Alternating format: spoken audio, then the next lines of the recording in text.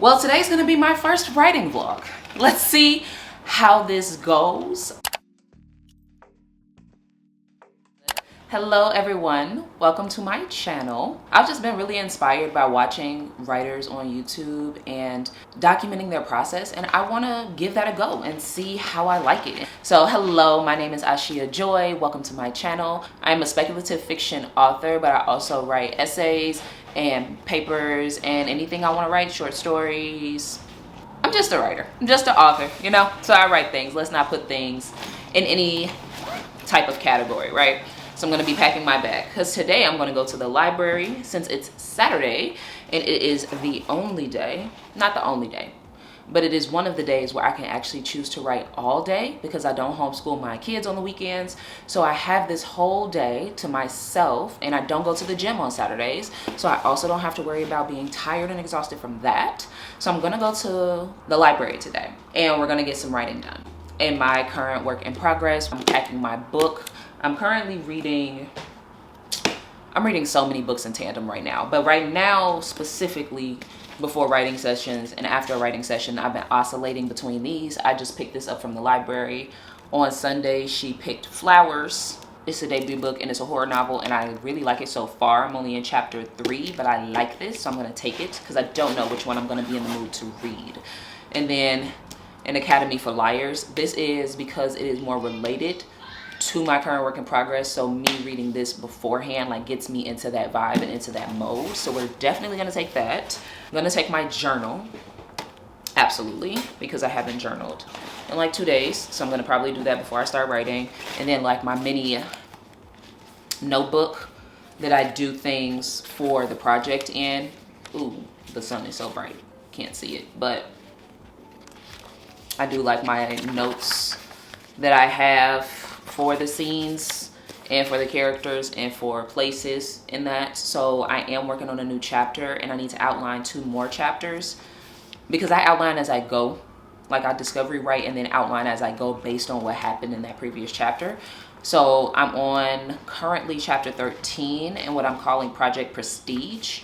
And then on my bigger, I'm gonna take this too because I do my bigger like connectivity work and connective tissue work, which I do need to do, and timeline work because I have a whole timeline for like the school year that they're in and different things like that. So I'm gonna take that too, and of course my laptop and then my little kickstand that I use when I'm in public, and then my headphones.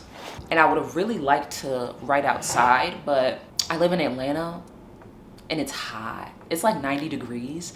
And even me just walking outside, I'm like, nah, that's not happening.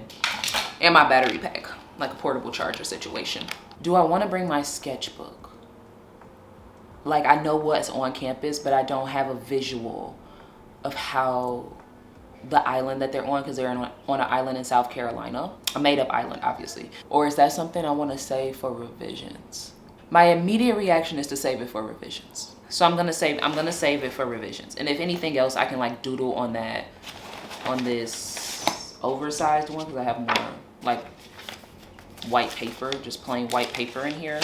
So I can just sketch it out on that if need be, if that becomes a problem. Because I don't actually think that that's a problem right now. It's just when I'm giving descriptions, I can't like give directional things because I'm like, I actually don't know where this is. But I feel like that'll be something that's something more like a minute detail. No, we should be fine. We should be fine. Let me drink some more water. Let's set some goals or some intentions for this writing session because I don't know how this is gonna go because I am a homebody type of writer. Like if I'm writing in like a writing group and I'm going to like a writing event and there's other people around me that are actively working on the same type of writing project that I'm working on, or just really deep in what they're writing on, that creative energy surges into me and I can write out. But I'm a writer and creator of habits and my habits, and so I have my habits in my house. I have my habits in the comfort of my house. So I'm not going to be married to any of these goals. I just want to have the uninterrupted time to work on them because I work on my stuff from about 90 minutes to 2 hours every day, but I want like a good 4 to 5, maybe 6 hour chunk of just writing and focusing on that and being able to see how much I can get, how much I can move through during that time, because my friend is also coming in from California next week. So, and I know that I'm not going to be writing as much, so I don't want to get too far behind in terms of the deadline I have for myself for this draft, because this is the first draft of this project. And so what's my deadline? My deadline is August 21st. And so what is today? Saturday, June 27th. And it's 11:03. And so we're about to get up and go and head to the library, head to get some coffee, then head to the library. And my intention is to focus for that amount of time, but I also want to get to the midpoint. That might be pushing. That might be pushing it, but I do want to finish chapter 13, outline chapters 14 and 15, and if I can finish chapter 14, like sketching it out, that would be marvelous. Yeah, let's not set the bar too high and put too much pressure on myself, but if I can get through that, that will be marvelous. And so I'm going to say that, and we're going to check in a little bit later. Okay, bye. I also don't know if I mentioned that this project is a dark academia novel, and there's obviously magic and mayhem in it. But yeah, I'm pretty sure that's the genre. Like, I'm pretty sure that's the primary genre. I don't like categories, but I don't like categories in general. They feel so limiting. But it is a dark academia novel, and it does have surrealism in it, magical realism, magical surrealism, and I guess people will call it like supernatural as well. Yeah, so a supernatural dark academia, horror leaning, but psychological horror. I haven't really deduced it yet, but I know it is those main things. It is that dark academia, magic surrealism, magic realism situation. See, I ain't finished the book. I'll deduce like the genre and things when I finish the first draft, but I do know it is a dark academia. I do know it is dark academia, and there is magic, and there is mayhem, and there is madness. My three favorite things. Wonderful. Okay, now I'm on my way there. That was about an hour. I got my 7-shot espresso from 7 Brew. My husband had to go put gas in my car, and now we're ready. So it's about 12:30. I should make it to the library about 1 o'clock, and they close at 5. So I'm gonna lock in for those 5 hours and see what happens.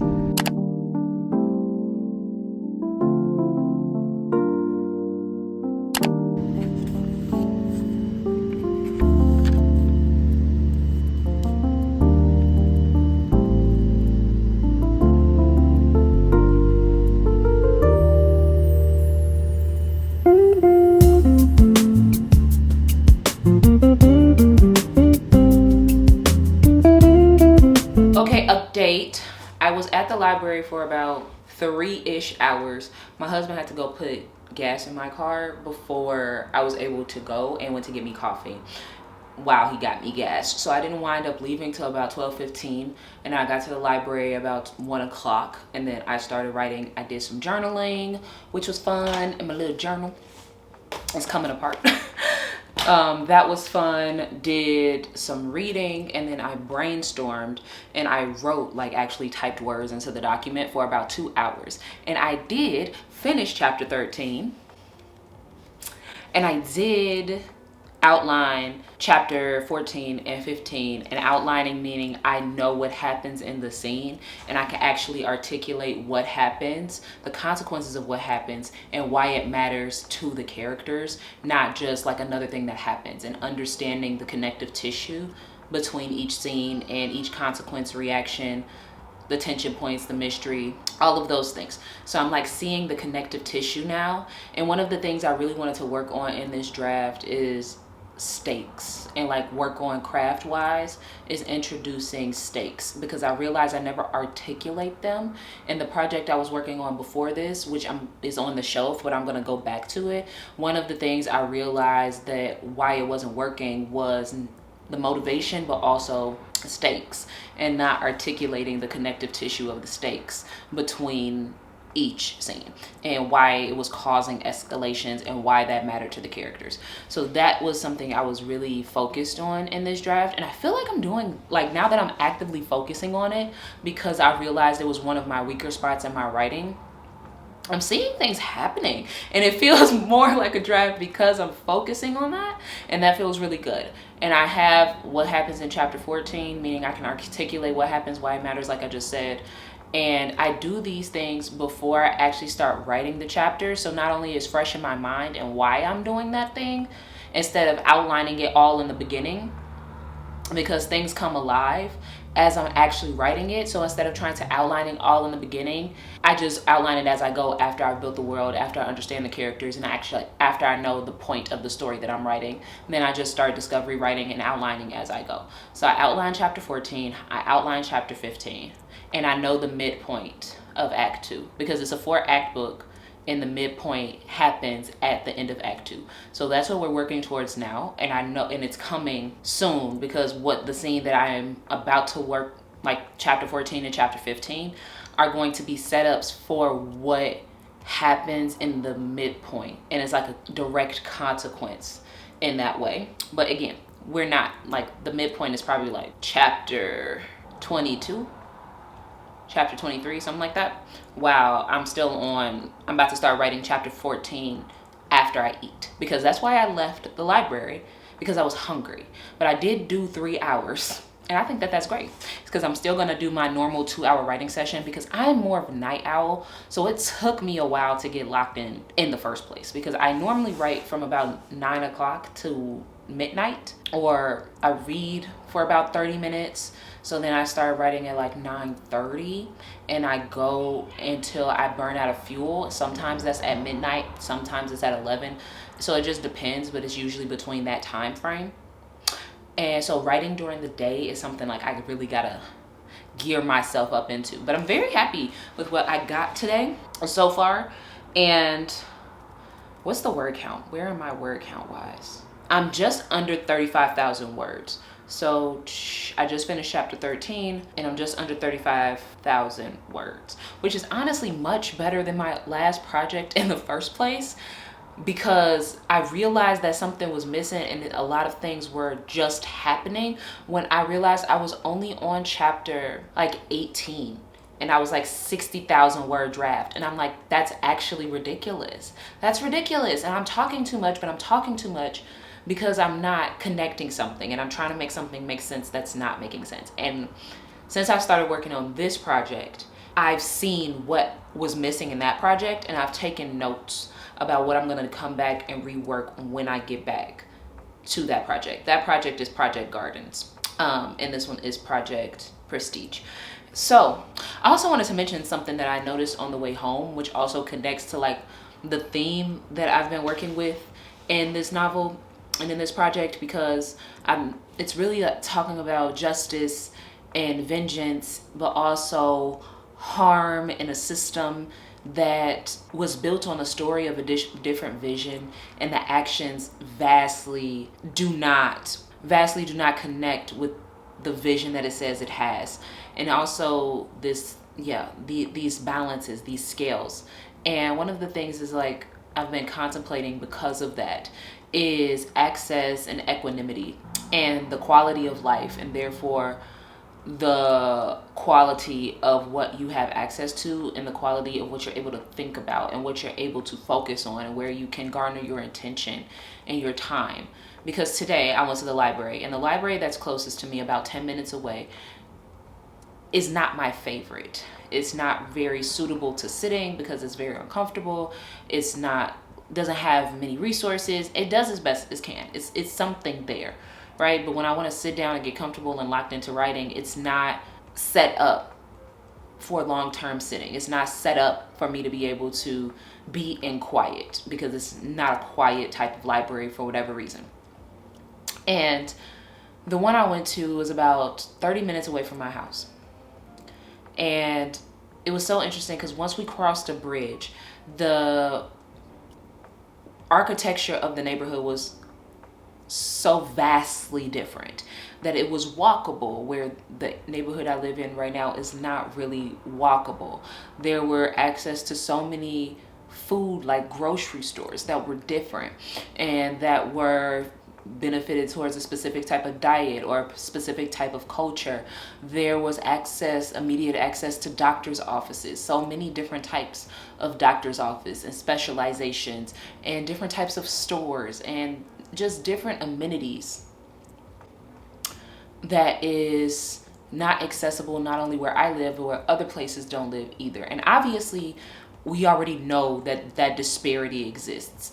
But me actively thinking about just the casual, mundane quality of life, like something that is not really brought into this conversation. It's not just they have access by their houses. It's the time that they save being able to not have to travel 30 minutes to get to a library that can match the resources, that had an event happening, that has a community built around it. Ooh, the sun, where did you go? That has a community built around it. Because even when I was at the library, there was an event happening like right next to it, right behind it, next to it, adjacent to it, and the library parking lot was packed because everybody was going to that area. And I did not see many people that followed my skin tone, but it was just interesting to see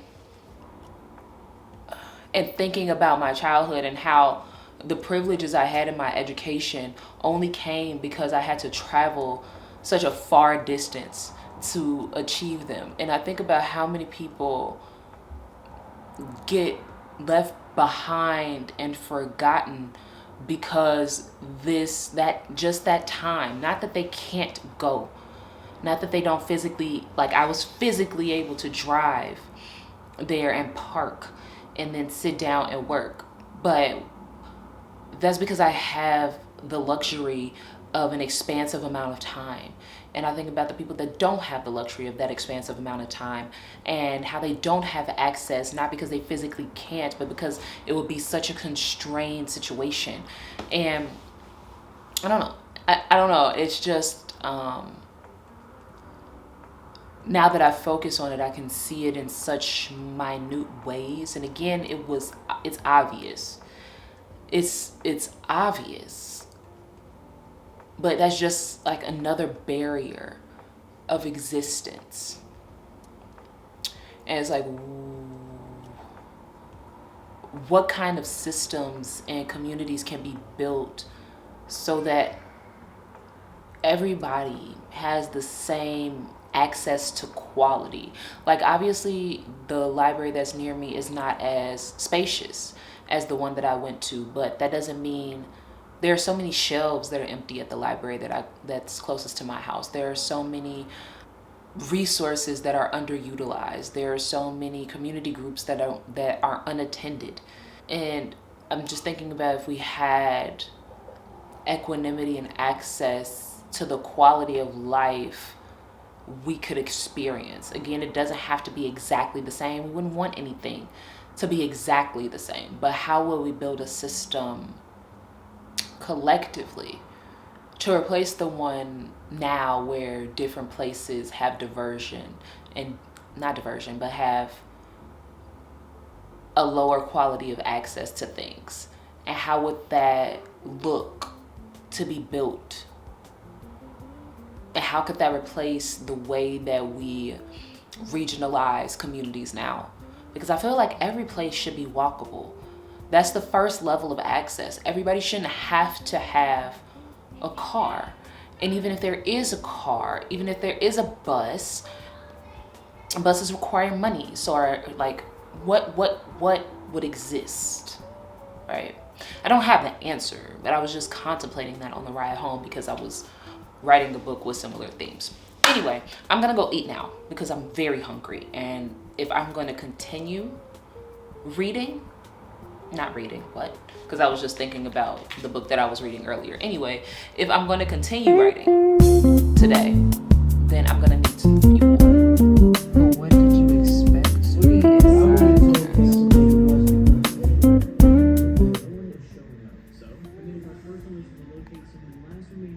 So what happened? Okay, after last night, after my last update, I went and ate some food, watched Legally Blonde. That was great. I haven't seen that movie in so long. I cried. I love that movie so much. Anyway, And I was watching that with my kids, and they were like, why are you crying? I don't understand what's happening. And I'm like, they're like 6, 5, and 2, so of course they're not gonna understand what's happening, but it was for me. We always watch the movies they wanna watch, so it was about me, okay? And they paid attention, and they were entertained enough, so that works for me. And we'll keep doing it as they grow up. Anyway, and then I wound up writing for about 45 minutes, and that got me at a point where one of the characters needs to be honest about the things that they're hiding in order for what they're doing to start actually having some forward momentum, in the sense that the people are working together. Because something about me, I can never just have one protagonist. It's always some form of group, so it's always like 3 or more people.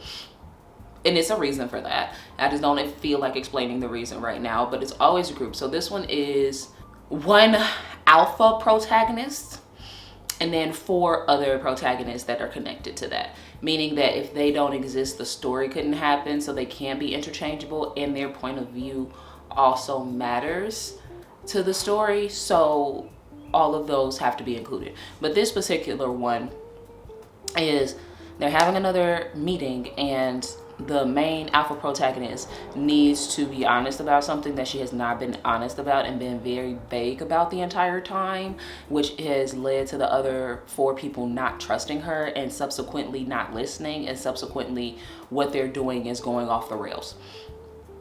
And so that is this chapter.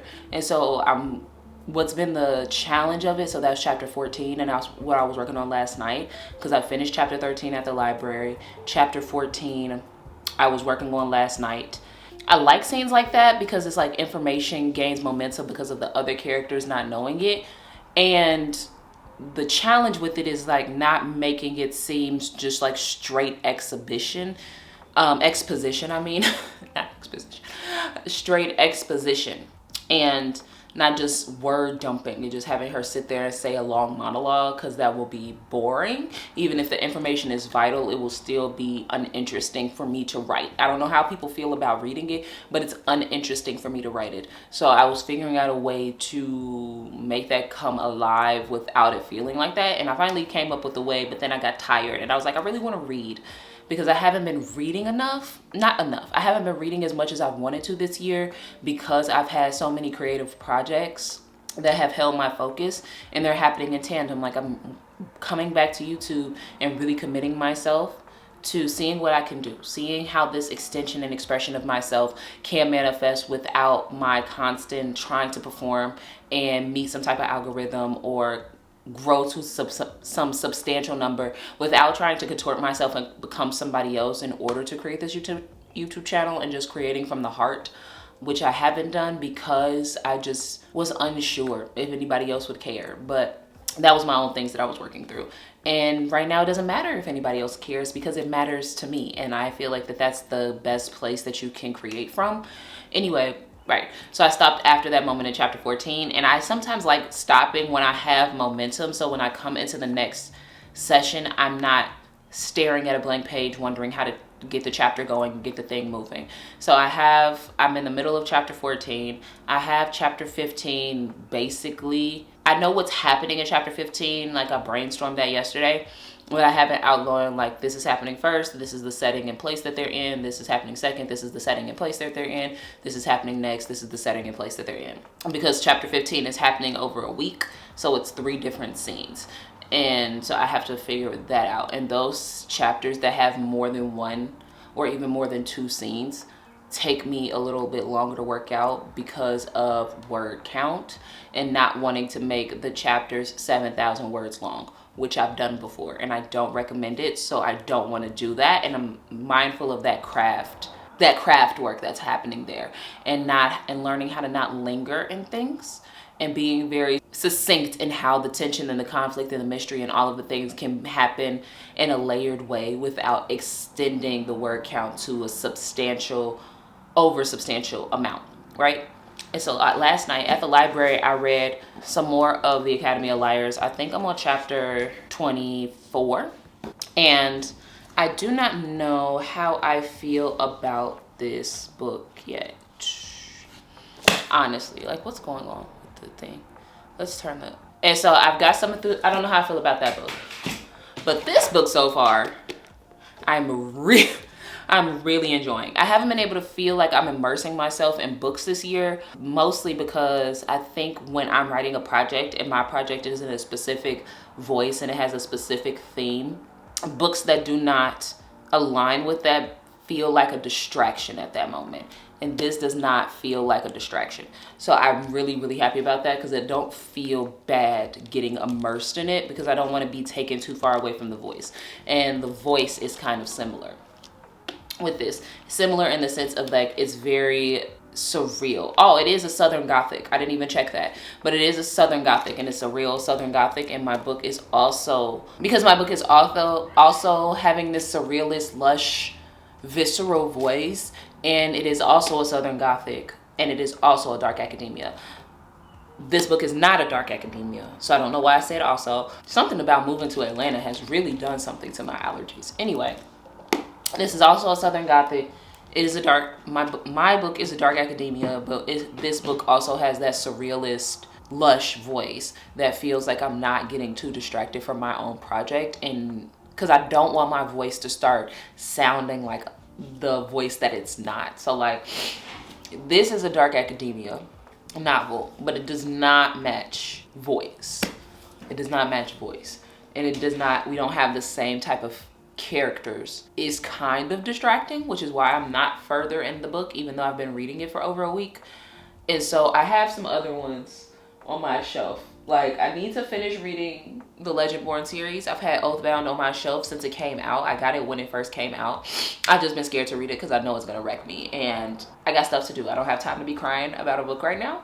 But I have Blood Over Brighthaven, which I also haven't read. A Study in Drowning, Their Vicious Games, Babel, A Society of Lies, The Will of the Many. I have many dark academia books on my shelf, honestly, that I've had for quite a while. Like, those are the ones that I could just see from here because they're on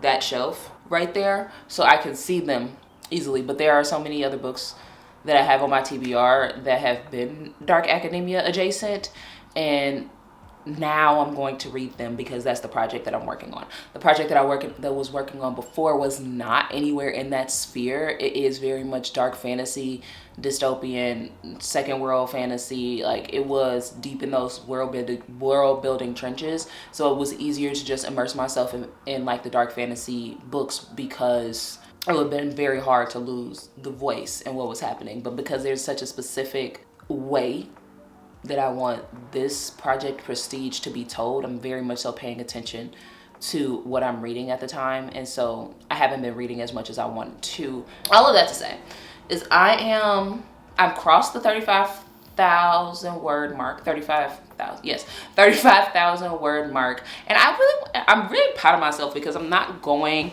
as fast as I want to, but I can like put up a screenshot. Maybe I'll put it like right here of the graphs and the tables that I keep during my writing projects month by month, because I tracked like, what is my aim for this session? How many words do I have by the end of the session? How long was I writing in the session? And then my notes, like what I've learned, what reflections do I have? Things I might have felt frustrated by, small wins, what I worked on that day and what I finished that day, just so that I can have a documented process for myself with each project, just because I like seeing that and seeing that project. But if I go to it, and as you'll see, I only started this project June 1st. It is June 28th at 10:59 a.m. because I'm about to go to the gym. So I'm about to wrap this up. And I only started June 1st of this year, this project, because I decided to put my other project on the shelf, Project Gardens, because there's so many things that have to be tweaked. And that was an over ambitious project for where I am skill wise as a writer. And knowing that, honestly, because I've primarily written in first world fantasies and first world spec fic, and having those things interact with the world that we have now, and those are the ones that writing comes easier for me. That's what I've done primarily: magical surrealism, feminine surrealism, like the surrealism fantasies, surrealism sci-fi. And dystopian world fantasies, right? But those are all based on the world that we have now. And I was making a secondary world for that book, and that was way beyond my scope. And I was rushing, and I didn't understand what conflict I actually wanted to be the main conflict, and a many amount of things. But I kept going, and I kept pushing through because I wanted to see what was coming. And now that I got to a place, because in that draft, I think I'm about 80,000 words. Or I'm between 60 and 80,000 words in that draft. I don't remember, but I know it's between those two for that project. And I wasn't even at the midway point yet. And so it's like, I know what's happening. I just didn't know why it was happening. And so that's been coming up for me recently, and I've been taking notes on that. So when I go back to that project, I will have more clarity. And so, because I was working on that for the first part of the year. So I have been working on that since January, and that felt like I was not making any progress because there was so much lingering and so much confusion and what was happening with that, which I did make progress in putting it on the shelf and seeing now that I have all that information, now that I have those sequence of events, and now I am conscious of why those things are happening. When I go back and pick that off the shelf, reconstructing it won't be as daunting as I thought it would be. But this project, I decided to pick it up because I was having those frustrations with that draft, and then this idea just came up to me. I was waiting to go have a meeting with my daughter's dance teacher because I help out and volunteer at the studio. So I was going to have a meeting with them that day, and it was a Friday. It was May 29th. I could go back and look at my calendar. I don't feel like it. So I'm going to say it was around May 29th, May 30th, that it was that Friday. I was on Substack and I was reading the notes on Substack, and a note stuck out to me, and then that sparked an idea, and then I thought about the show Revenge, and then I thought about the movie John Tucker Must Die. So random. And then I thought about the question about, like, when does revenge actually become justice? Can revenge ever be justice? What would that look like? And what does justice actually look like? And then what happens when institutions made for liberation actually become harm, and how do they become harm? And so I started asking so many questions, percolating on them. Characters started coming up. Then I started thinking about my own experience at university, and I've gone to 3 of them, and thinking about friends that I've had and their experiences. Then I'm thinking about scandals that happened on campus. I'm thinking about presidents that were removed. I was thinking about so many different things because I've been to a PWI, but I've also been to 2 HBCUs. And so me seeing the difference and how they operate and the visions that they were founded for, but still the similarities and things like that. So I just started percolating. And then within a day, I had the whole story planned. And planned meaning I knew why, I knew what was happening, I knew the movement, I knew the characters, I knew the players, I knew the act beats. And it's never come to me that fast. And more importantly, which is how I knew it was time for me to pick up this project and put the other one on the shelf, is that the ending for the story came to me. Like, the epilogue ending came to me. And this book now has a prologue, but I was 5 chapters in before I knew what the prologue would be, if there was even going to be one, and it just kind of wrote itself. And that's what happened with the epilogue. It just came up. And the climax, they just came up, and I got chills while I was in the gym on the treadmill, and I started crying when I started thinking about that image of the climax. And then I felt the same chills when I thought of the ending, like the fallout, the resolution, and how it was going to wrap itself up. And that's never happened. Never happened. Even I think that the only time that's ever happened is in my short stories, and I would say that's happened twice, like in a fable that I've written and then a short story that I've wrote for school. No other time has that ever happened. The ending is always something that I've had to work through, and I didn't see it until I was like maybe halfway through whatever I was working on. But this time the ending came through before I even wrote the first page, and I was like, that's how I know that this is a book that I'm meant to follow right now. And whatever happens for it, fine. But this is a book that has my heart and my attention right now, which is also why I believe I've gotten so much done this month without even recognizing how much I've gotten done. So I'm on chapter 14. That's about the middle of Act 2. It's a 4-act book. And I know exactly how the ending of Act 2 is going to go. And I'm 35,269 words into the draft. It hasn't even been a full 30 days. And I took 3 days off for a family reunion last week. So I've gotten a substantial amount written, and I gotta pat myself on the back for that, because it hasn't even been coming from a place of force. Literally, the stuff has just been flowing out of me. And so last night when I wanted to do a whole nother 2-hour writing session, I got frustrated and I was like, no. And then I looked back and I was like, I only started this on June 1st. On June 1st, I only had 3,000 words, like by the end of that session, which is honestly a crazy first session to have 3,000 words in the first day me writing this. But I had 3,000 words on June 1st, and it is now June. Last night was June 27th, and I just crossed 35,269 words. Like, I have to learn how to give myself kudos to how locked in I am into it, because sometimes I get into it and I'm urgent. And I feel this sense of urgency of wanting to see it as quickly as possible. And I realize that's my personal form of anxiety, is this sense of impatience, this hunger that I feel like is not getting satiated. And so I'm chasing the hunger, and I'm like hunting it like prey and getting frustrated when it's not capturing. But it's fine. It really is fine. And I really am proud of my progress. And I think I'm just going to end the vlog here, because this is going to be kind of a crazy week, so I don't want to take filming into the week, but I probably will do another one soon. I don't know when. This was my first one, so we're rolling with the punches here, okay? But thank you for watching if you got to the end of the video, and I'll see you in my next one.